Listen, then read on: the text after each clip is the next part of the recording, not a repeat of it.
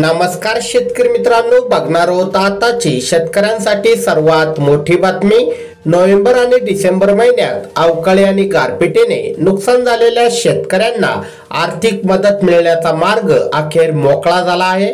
अवकाळी आणि गारपिटीने राज्यातील 12,87,145 हेक्टर शेतीचे नुकसान झाले असून 23,90,571 शेतकऱ्यांचे मोठे नुकसान झाले होते। त्यामुळे निकषाच्या बाहेर मदत देण्याचा निर्णय राज्य सरकारने घेतला होता।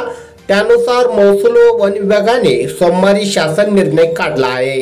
राज्य मंत्रिमंडळाच्या झालेल्या बैठकीतील निर्णयानंतर हा आदेश काढण्यात आला आहे। शासनाने काढलेल्या शासन निर्णयाप्रमाणे नुकसानग्रस्त शेतकऱ्यांना आर्थिक मदत म्हणून जिरायती पिकास प्रति हेक्टरी 13,000 रुपये देण्यात येणार आहेत। तर शासनाने जाहीर केलेली ही मदत 3 हेक्टर पर्यंतच्या नुकसानग्रस्त शेतकऱ्यांना दिली जाणार आहे। या शासन निर्णयात जिरायती, बागायती आणि बहुवार्षिक पिकांसाठी वेगवेगळी मदत देण्यात आली आहे। जिरायती पिकास प्रति हेक्टरी 13,600 रुपये, बागायतीस प्रति हेक्टरी 27,000 आणि बहुवार्षिक पिकांसाठी प्रति हेक्टरी 36,000 रुपये अशी तरतूद करण्यात आली आहे।